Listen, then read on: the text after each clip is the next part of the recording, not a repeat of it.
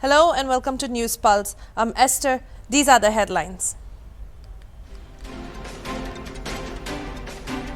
On the recent Darang district violence, Assam Chief Minister said that 10,000 people had gherraud the Assam police and used violence against the security personnel.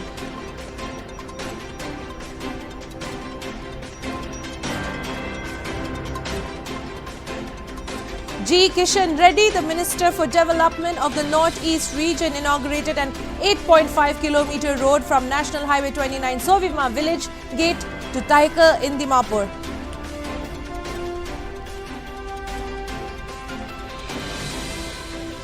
A woman police constable has alleged that she was gang raped by 3 men in Madhya Pradesh's Neemuch district, who then filmed the act and threatened to kill her.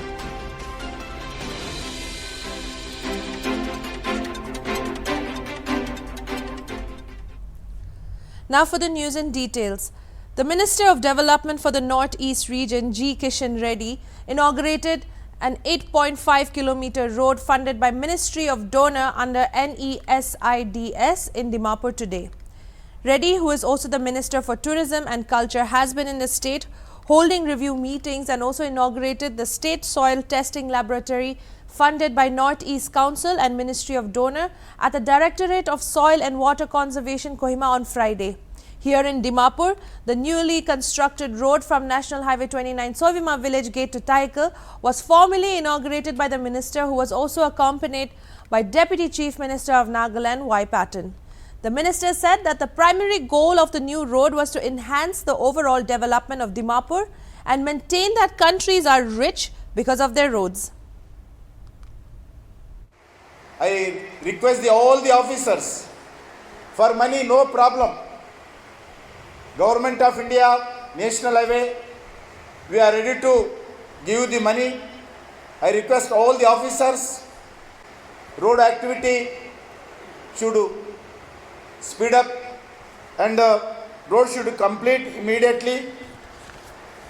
Friends, Nagaland is one of the self-respect state. Nagaland is the land of opportunities. There is a lot of opportunities. Nagaland is a rich culture traditions. We should increase in the Nagaland, then tourists will come. I request all the officers to expedite, to improve infrastructure. Our under dynamic Chief Minister, we are all our development, we are increasing the activity. Different historical background, I don't want to go to details. We have faced a lot of problems so many years. Recently, under leadership of the Chief Minister, under leadership of the Prime Minister, issues are settled. Now this is a time for development. On behalf of Government of India, in this region, developmental activity, with commitment, we are going to implement all the Government India schemes in this region. We are giving, everybody knows, we want to, every house there is a toilet. We want to, every house there should be a power. We want to, every house there is a drinking water, pure water connection, tap connection. We want to, every house there is a, under food security scheme, we want to give rice under Ayushman Bharat scheme, and we are also extending the bank accounts to all the people, and also all self-help groups. We are increasing the bank loan 10 lakhs to the 20 lakhs in coming days. I request the government officers to cooperate all the self-help groups to getting bank loans to the women folk. We are very fortunate to be a part of the inauguration of one of the roads out of the 7 projects sanctioned during 2019-20 under Northeast Special Infrastructure Development Schemes. The socio-economic activities of the state depends entirely on the road infrastructure. I am happy that the broad objective of NISET also focuses on development of Northeast region by providing financial assistance for the projects of road connectivity program promoting tourism. The state therefore shall require more assistance from the Ministry of Donors for construction and improvement of road infrastructure, which would help to promote tourism, sir. The donor minister also said that the centre will be increasing connectivity in the Northeast region, not just in roads or rail, but also in the IT sector. Speaking exclusively to HornbillTV, Reddy shared his views on the vision of the Government of India and what it has for Nagaland and the Northeast region. Overall development for the Nagaland, not only Nagaland, the Northeast region and also India. His vision is the Northeast region should develop on par with other states of the country, western side. Without Northeast region development, the country will not be fulfill dreams. That's why we are concentrating. We is driving special force for developmental activity, and he is given responsibility to me, and every month 16 to 20 ministers, they are going to visit Northeast all 8 states every month. I'll go to the people, hear the problems of the people, and spot we will discuss officers, and we go back to Delhi, and then we will discuss with the concerned Government of India ministers. We will sanction funds. That is our target. Ahead of the upcoming assembly polls in Goa, Congress leader Rahul Gandhi on Friday directed the state unit of the party to launch an aggressive campaign against the ruling Bharatiya Janata Party in the state. As per an official statement of the party, Gandhi said this while chairing a meeting of senior officials of Goa Congress and the All India Congress Committee. Gandhi wants the party in Goa to defeat BJP and ensure its own victory by launching an aggressive campaign, said the statement signed by Dinesh Gundu Rao, the All India Congress Committee in charge of Goa. The leader also wants the party to fulfill the aspirations and respect sentiments of Goans by taking along all the well-wishers and supporters in its victory march towards elections in 2022, the statement added. State Assembly elections in Goa are scheduled to be held next year. Prime Minister Modi, along with his counterparts from Australia and Japan on Friday, attended the first in-person summit of Quad leaders.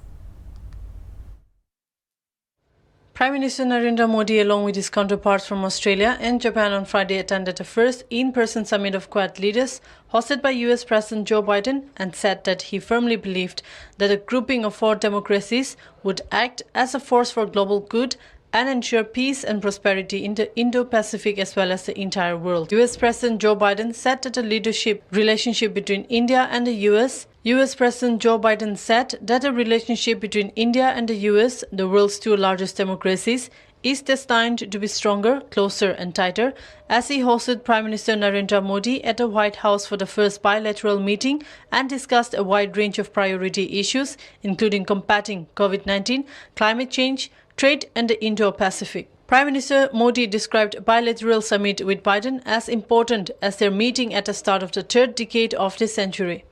Prime Minister Narendra Modi said that the Quad vaccine initiative will help Indo-Pacific nations as the world is battling with COVID-19. In his opening remarks at the Quad leaders meeting, Prime Minister said that the world is battling with COVID-19 and the Quad members again came together in the interest of humanity. Based on shared democratic values, Quad has decided to move forward with positive thinking and a positive approach.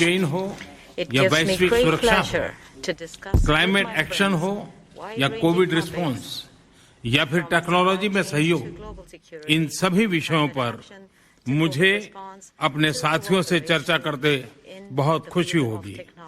हमारा quad एक तरह से force for global good की भूमिका में काम करेगा।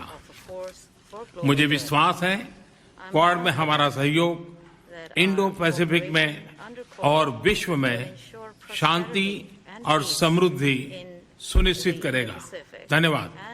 Australian PM said the Quad has a positive practical agenda to respond to defining challenges of our time, including COVID-19 vaccines, critical and emerging technology, cybersecurity, climate change, infrastructure, maritime security, countering disinformation, counter-terrorism, and humanitarian assistance and disaster relief. 170 million at least safe and effective doses of vaccines already out there.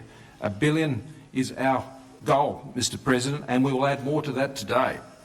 Using our national strengths collectively to manufacture and distribute these vaccines, to have the doses, but also to ensure they go that last mile, to ensure they are administered in all parts of the region.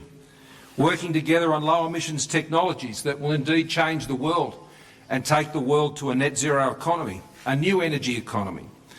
We're working to make cyberspace and emerging and critical technologies trusted and secure in open societies, solving problems and addressing the supply chain challenges that in many ways hold the keys to our security and our prosperity and our environment in the 21st century. So we stand here together in the Indo-Pacific region, a region that we wish to be always free from coercion, where the sovereign rights of all nations are respected and where disputes are settled peacefully in accordance with international law.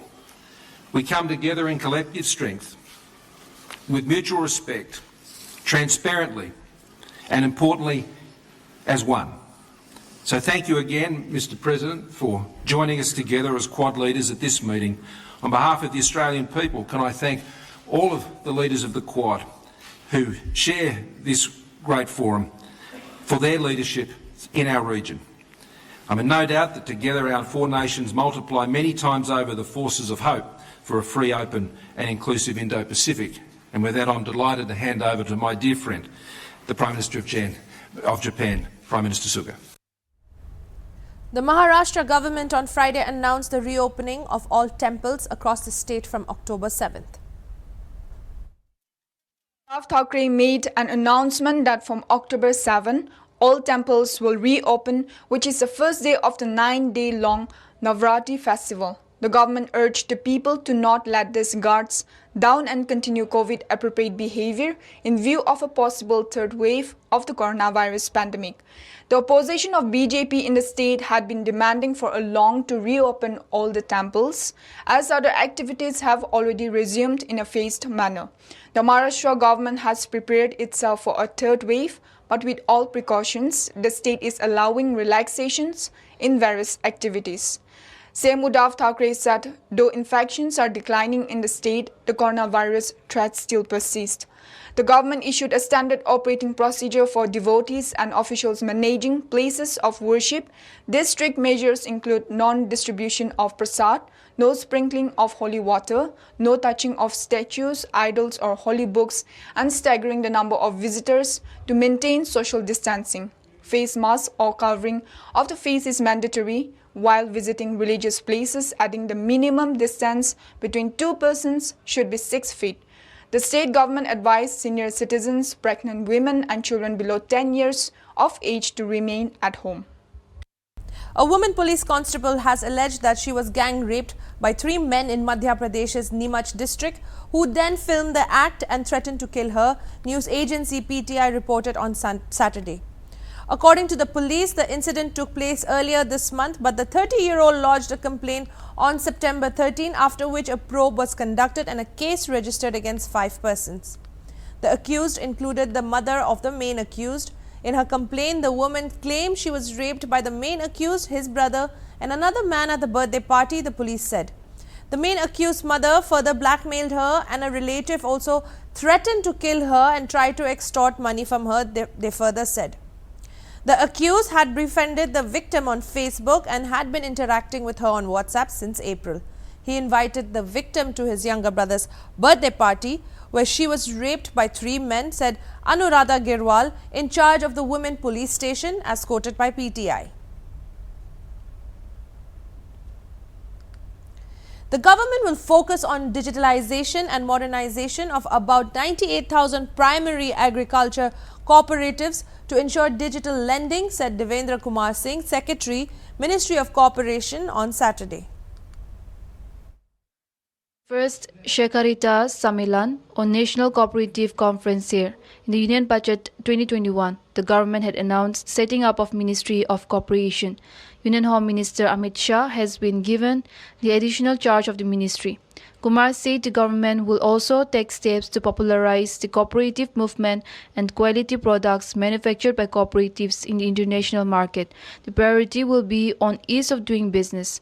In cooperatives, the secretary said, and added the cooperative manpower will be trained to bring professionalism. He applauded the contribution of cooperative bodies like IFFCO, KRIBHCO, Amul in strengthening the cooperative movement and achieving milestones. The conference at the Indira Gandhi Indoor Stadium is being organized by cooperative bodies like IFFCO, National Cooperative Federation of India, Amul, Sahakar Bharti, NAFED and KRIBCO. Shubham Kumar from Bihar and Jagriti Awasthi from Bhopal bagged first and second rank in the UPSC exams 2020.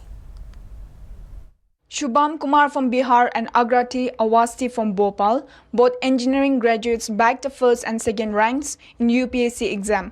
A total of 761 candidates have cleared the Civil Services Examination 2020 in the results declared on Friday, where a total of 545 men and 216 women have cleared the examination and recommended for various civil services by UPSC. It said there are 13 men and 12 women in the list of top 25 candidates. Shubham Kumar, a civil engineering graduate from IIT Bombay, who is undergoing training as an Indian Defence Accounts Service probationer in Pune, has qualified examination with anthropology as his optional subject, while Awasthi, who did BTech Electrical Engineering from Maulana Azad National Institute of Technology, Bhopal, qualified the examination with sociology as optional subject.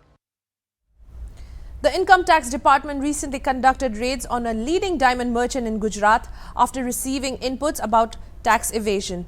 According to a release from the Union Finance Ministry, the assessee made unaccounted purchases and sales of small polished diamonds of about 518 crore rupees in the last 5 years. The raids were conducted at 23 premises located and connected to the diamond exporter in Surat, Navsari, Morbi, Wankaner in Gujarat and Mumbai in Maharashtra, the Finance Ministry release said.